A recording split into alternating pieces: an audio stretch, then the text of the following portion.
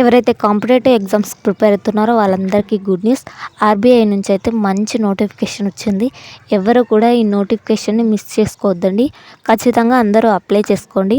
పూర్తి నోటిఫికేషన్ ఈ వీడియోలో అయితే చూద్దాం. ముందుగా అయితే మన ఛానల్ని ఎవరైతే సబ్స్క్రైబ్ చేయకుండా చూస్తున్నారో వాళ్ళందరూ సబ్స్క్రైబ్ చేసుకోండి.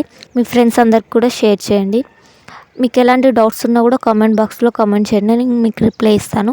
సో లేట్ చేయకుండా అయితే వీడియో స్టార్ట్ చేద్దాం. డిస్క్రిప్షన్లో అయితే లింక్ ఇస్తాను. లింక్ ఓపెన్ చేయగానే మీకు ఇలా ఓపెన్ అవుతుంది. ఇది అఫీషియల్ వెబ్సైట్ అనమాట. ఆర్బీఐ నుంచి ఆఫీస్ అటెండెంట్ పోస్టులు 552 ఉన్నాయి టోటల్.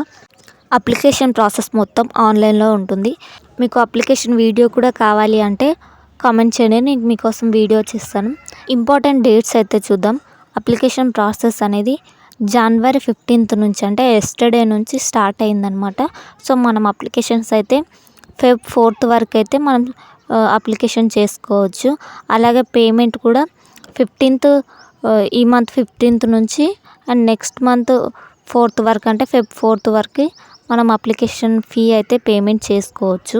ఎగ్జామ్ డేట్స్ అయితే టెంటేటివ్ ఇచ్చారంటే కన్ఫామ్గా తెలీదు, ఆ డేట్స్లో ఉంటుందని అర్థం. February 28th and March 1st అయితే వీళ్ళు టెంటేటివ్ డేట్స్ అయితే ఇచ్చారు.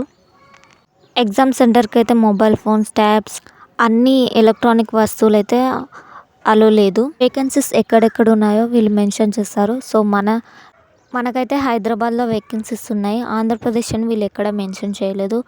హైదరాబాద్లో వచ్చేసి 36 వేకెన్సీస్ అయితే ఉన్నాయి టోటల్గా. సో కమ్యూనిటీ వైజ్గా మనకు డివైడ్ చేస్తారు. ఎస్సీ వాళ్ళకి, ఎస్టీ వాళ్ళకి, ఈడబ్ల్యూఎస్ వాళ్ళకి, ఓబీసీ వాళ్ళకి, కమ్యూనిటీని బేస్ చేసుకొని వాళ్ళైతే పోస్టులు అయితే డివైడ్ చేస్తారు. సో మన కమ్యూనిటీని బట్టి వాళ్ళు మనకి జాబ్ అనేది ఇస్తారు. ఒకవేళ మనకి హై స్కోర్ ఉంటే మాత్రం మనం ఓపెన్లో కూడా కొట్టుకోవడానికి ఛాయిస్ ఇచ్చారు. కమ్యూనిటీ సర్టిఫికేట్ అనేది ఖచ్చితంగా ఉండాలి. అండ్ నెక్స్ట్ వచ్చేసి ఈడబ్ల్యూఎస్ వాళ్ళకి, ఎకనామిక్ వీకర్ సెక్షన్ వాళ్ళకు ఉండే సర్టిఫికేట్స్ కూడా ఉండాలి. పర్సన్ విత్ డిజబిలిటీ ఉన్న వాళ్ళు కూడా వాళ్ళ సర్టిఫికేట్ని అయితే అప్లోడ్ చేయాల్సి ఉంటుంది. నెక్స్ట్ వచ్చేసి ఎలిజిబిలిటీ క్రైటీరియా.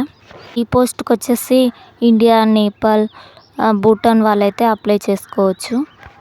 ఏజ్ వచ్చేసి 18 years నుంచి 25 years మధ్యలో అయితే ఉండాలి. ఏజ్ రిలాక్సేషన్ కూడా ఉంటుంది. ఎస్సీ ఎస్టీ వాళ్ళకైతే 5 years ప్లస్ ఏజ్ రిలాక్సేషన్ ఉంటుంది. ఓబీసీ వాళ్ళకి 3 years ఉంటుంది. పర్సన్ విత్ డిజబిలిటీ వాళ్ళకైతే జనరల్ వాళ్ళకి 10 years, ఎస్సీ ఎస్టీ వాళ్ళకైతే 15 years, ఓబీసీ వాళ్ళకి 13 years అయితే వీళ్ళు మెన్షన్ చేస్తారు. అలాగే సర్వీస్ మ్యాన్ వాళ్ళకు కూడా వీళ్ళు మెన్షన్ చేస్తారు, మీరు చెక్ చేసుకోవచ్చు. ఎడ్యుకేషన్ క్వాలిఫికేషన్ అనేది ఈ పోస్ట్కి చాలా ఇంపార్టెంట్. జస్ట్ మీరు 10th class పాస్ అయితే చాలు, ఇంకేవి చదివి ఉండకూడదు అనమాట.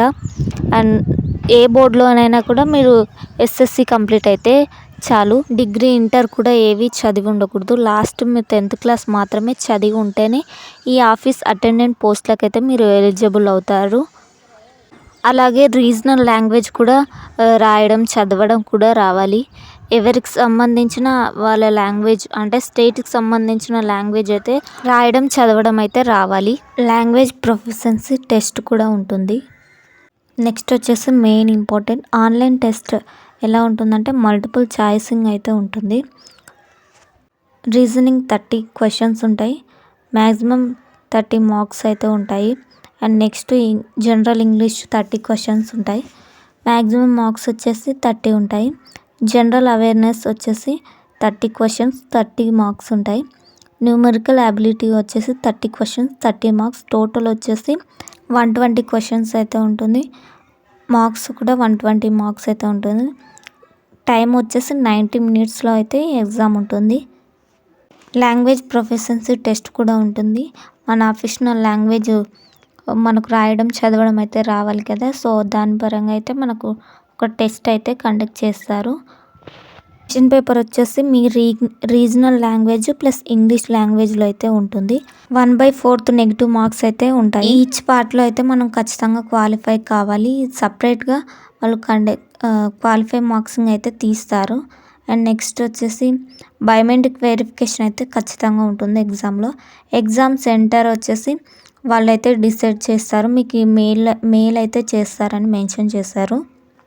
ఇక్కడైతే మీరు కంప్లీట్ ఇన్ఫర్మేషన్ అయితే చూసుకోవచ్చు. వాళ్ళకి సంబంధించిన స్టేట్స్, లొకాలిటీలో అయితే ఎగ్జామ్ సెంటర్ అయితే ఉంటుంది. పే స్కేల్ వచ్చేసి 46,000 అయితే వస్తాయి. హౌస్ రెంట్ అయితే 50% అయితే వాళ్ళు పే చేస్తారు, ఒకవేళ మీరు బ్యాంక్ అకామిడేషన్లో లేకపోతే.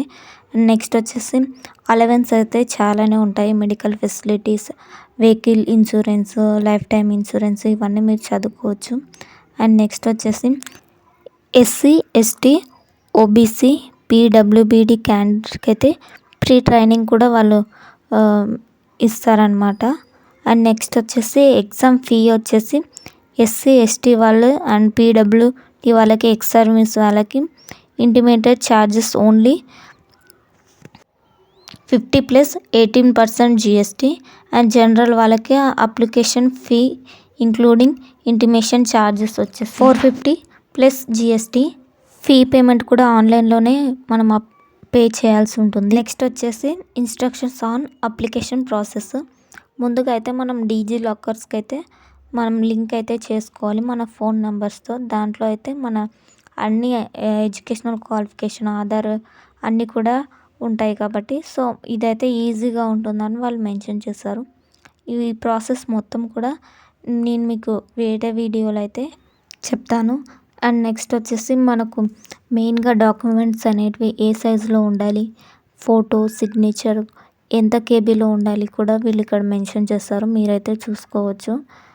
అండ్ నెక్స్ట్ వచ్చేసి డాక్యుమెంట్స్ కూడా ఎంత సైజులో ఉండాలో కూడా వీళ్ళు చెప్పారు.